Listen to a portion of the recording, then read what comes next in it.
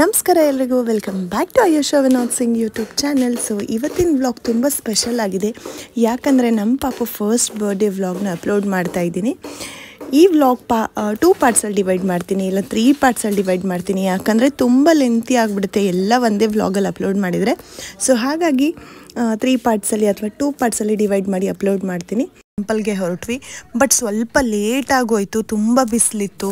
ಯಾಕಂದರೆ ಸ್ವಲ್ಪ ಪಾಪು ಮಲಗಿದ್ದ, ಸ್ವಲ್ಪ ಅವ್ನ ಕಂಫರ್ಟು ನೋಡಬೇಕಲ್ಲ, ಆದರೆ ಆಗಲಿ ಅಂತ ಹೇಳಿ ಸ್ವಲ್ಪ ಲೇಟಾಗೇ ಹೋದ್ವಿ ನಾವು. ಏನೂ ತೊಂದರೆ ಇಲ್ಲ. ಬಟ್ ಬಿಸಿಲು ತುಂಬ ಜಾಸ್ತಿ. ಬಹಳಷ್ಟು ಜನರಿಗೆ ಗೊತ್ತಿರುತ್ತೆ ಈ ಟೆಂಪಲ್.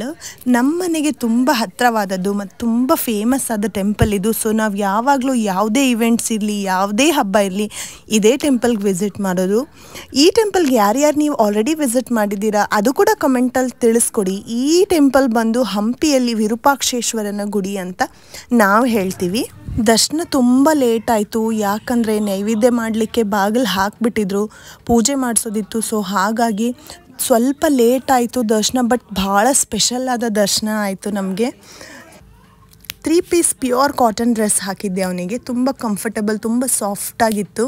ತುಂಬ ಎಕ್ಸೈಟೆಡ್ ಫೀಲ್ ಆಗ್ತಿದ್ದ ಹೊರಗೆ ಬಂದಿದ್ದೀವಿ ಅಂಥೇಳಿ. ಸೊ ರೀಸೆಂಟ್ಲಿನೇ ನಮ್ಮೂರ ಜಾತ್ರೆ ಆಯಿತು. ಸೊ ಹಾಗಾಗಿ ತೇರು ಅದೆಲ್ಲ ಅದೇ ರೀತಿ ಇದೆ. ಸೊ ನೀವು ನೋಡಿ ದರ್ಶನ ಮಾಡ್ಕೊಳ್ಳಿ, ತೇರಿಂದು ನಮಸ್ಕಾರ ಮಾಡ್ಕೊಳ್ಳಿ. ಸೊ ನಮ್ಮೂರ ಜಾತ್ರೆ ಯಾಕೆ ತುಂಬ ಸ್ಪೆಷಲ್, ಹಂಪಿ ಜಾತ್ರೆ ಅಂಥೇಳಿ ನಿಮ್ಗೆ ಒಂದು ಪುಟ್ಟದಾದ ಕತೆ ಹೇಳ್ತೀನಿ. ಫಸ್ಟ್ ಪಾಯಿಂಟ್ ಏನಂದರೆ, ನಮ್ಮೂರಲ್ಲಿ ಜೋಡಿ ತೇರುಗಳಿವೆ, ಒಂದಲ್ಲ 2 ತೇರುಗಳಿವೆ. ಇಲ್ಲಿ ಮುಂದೆ ಕಾಣಿಸ್ತಿರೋದು ಅಂಪಮ್ಮನ ತೇರು ಅಂತ ನಾವು ಕರಿತೀವಿ, ಮತ್ತು ಹಿಂದಿರೋದು ಪಂಪಾಪತಿ ತೇರಂತ ಹೇಳಿ ಕರಿತೀವಿ. ಸೊ ನಮ್ಮೂರಲ್ಲಿ 2 ತೇರುಗಳಿವೆ. ಸೊ ಅದಕ್ಕೂ ಒಂದು ತುಂಬ ಸ್ಪೆಷಲ್ ಆದ ಸ್ಟೋರಿ ಇದೆ, ಅದನ್ನು ನಿಮ್ಗೆ ತಿಳಿಸ್ಕೊಡ್ತೀನಿ, ನೋಡ್ತಾ ಹೋಗಿ ವ್ಲಾಗ್ನ. ನಮ್ಮೂರಲ್ಲಿರೋ ದೇವಸ್ಥಾನ ವಿರೂಪಾಕ್ಷೇಶ್ವರನ ದೇವಸ್ಥಾನ, ಇಲ್ಲ ಪಂಪಾಪತಿಯ ದೇವಸ್ಥಾನ ಅಂತ ಹೇಳ್ತೀವಿ. ಅದು ಒಂದು ಶಿವನ ದೇವಸ್ಥಾನ. ಈ ನಮ್ಮೂರಲ್ಲಿ ಡಿಸೆಂಬರ್ ತಿಂಗಳಲ್ಲಿ ಒಂದು ಸ್ಪೆಷಲ್ ಆದ ಫೆಸ್ಟಿವಲ್ ನಡೆಯುತ್ತೆ, ಅದಕ್ಕೆ ನಾವು ಫಲಪೂಜೆ ಅಂತ ಕರಿತೀವಿ. ಅದು ತುಂಬಾ ರೇರ್ ಆದ festival actually. All over India ಎಲ್ಲಿ ಹೋದರೂ ನೀವು ಆ ಫೆಸ್ಟಿವಲ್ ಮಾಡೋದೇ ಇಲ್ಲ. ಅದು ಮಾಡೋದು ಹಂಪಿಯಲ್ಲಿ ಒಂದೇ ಮಾತ್ರ. ಅದು 3 ದಿನಗಳ ಕಾಲ ನಡೆಯುತ್ತೆ. ಫೈನಲಿ ಲಾಸ್ಟ್ ಡೇ ಬಂದು ಕೋದಂಡರಾಮ ಟೆಂಪಲ್ಗೆ ಹೋಗಿಬಿಟ್ಟು ಶಿವ ಮತ್ತು ಪಾರ್ವತಿಯ ಎಂಗೇಜ್ಮೆಂಟನ್ನು ಮಾಡ್ತಾರೆ. ನೀವು ಎಲ್ಲೇ ಹೋದರೂ, ಯಾವುದೇ ಟೆಂಪಲ್ಗೆ ಹೋದರೂ ಕಲ್ಯಾಣೋತ್ಸವವನ್ನು ಮಾಡ್ತಾರೆ. ಬಟ್ ನಮ್ಮೂರಲ್ಲಿ ವಿರೂಪಾಕ್ಷೇಶ್ವರನ ಗುಡಿಯಲ್ಲಿ ಪ್ರತಿ ವರ್ಷವೂ ಶಿವ ಮತ್ತು ಪಾರ್ವತಿಯ ಎಂಗೇಜ್ಮೆಂಟನ್ನು ಫಿಕ್ಸ್ ಮಾಡ್ತಾರೆ. ಸೊ ಮಾತುಕತೆಯನ್ನು ನಡೆಸ್ತಾರೆ. ಅದೆಲ್ಲವುದು ನಾವು ಅರ್ಲಿ ಮಾರ್ನಿಂಗ್ ನೋಡ್ಬೋದು. ಇತ್ತ ಶಿವನ ಕಡೆಯಿಂದ ವಿದ್ಯಾರಣ್ಯ ಸ್ವಾಮಿಯವರು ಮತ್ತು ತಂಡದವರು, ಶಿವನ ಕಡೆಯಿಂದ ಮತ್ತು ಕೋದಂಡರಾಮ ಮಂದಿರದಲ್ಲಿ ಪಾರ್ವತಿಯ ತವರಮನೆಯಾಗಿ ಅಲ್ಲಿ ರಾಮ, ಲಕ್ಷ್ಮಣ, ಸೀತೆ, ಹನುಮಂತ, ಸುಗ್ರೀವ ಈ ಥರೆಲ್ಲ ಪಾರ್ವತಿ ಕಡೆಯಿಂದ ಮಾತುಕತೆಯನ್ನು ನಡೆಸ್ಕೊಟ್ಟು ಎಂಗೇಜ್ಮೆಂಟನ್ನು ಮಾಡಿ ಮದುವೆ ಫಿಕ್ಸ್ ಮಾಡ್ತಾರೆ ಅಲ್ಲಿ. ಸೊ ಅದೆಲ್ಲ ಆದ ನಂತರ ಈ ಜಾತ್ರೆ ಅಂತ ಏನು ಹೇಳ್ತೀವಲ್ಲ, ಹಂಪಿ ಹುಣ್ಣಿಮೆ ದಿನ ನಡೆಯೋ ಜಾತ್ರೆಯಲ್ಲಿ ಮದುವೆಯನ್ನು ನೆರವೇರಿಸ್ತಾರೆ. ಸೊ ಈ ಫೆಸ್ಟಿವಲ್ ತುಂಬಾ ರೇರ್ ಆಗಿರುವುದು, ನಮ್ಮ ಹಂಪಿಯಲ್ಲಿ ಮಾತ್ರ ಇದು ಇರೋದು.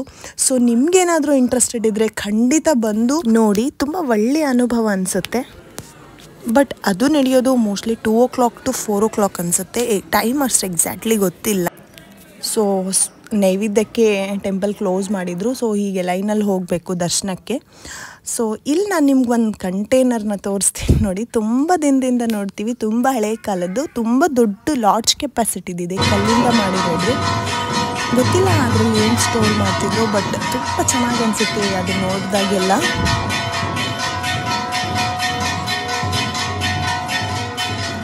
ಸ್ವಲ್ಪ ಹೊತ್ತು ಹೊರಗೆ ವೆಯ್ಟ್ ಮಾಡ್ತಿದ್ವಿ ಆ್ಯಕ್ಚುಲಿ. ಸೊ ಸ್ವಲ್ಪ ಹೊತ್ತು ವೆಯ್ಟ್ ಮಾಡಿದ್ವಿ.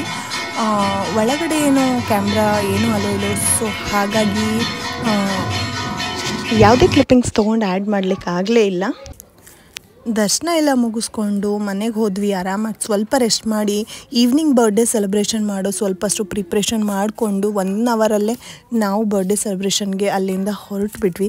ಸೊ ಅದೆಲ್ಲ ನೆಕ್ಸ್ಟ್ ವ್ಲಾಗಲ್ಲಿ ಶೇರ್ ಮಾಡ್ತೀನಿ. So thank you so much for watching. ಖಂಡಿತ ನೆಕ್ಸ್ಟ್ ವ್ಲಾಗ್ ನೋಡಿ, ತುಂಬ ಚೆನ್ನಾಗಿದೆ. ಅಲ್ಲಿವರೆಗೂ take care, see you, bye bye in next vlog.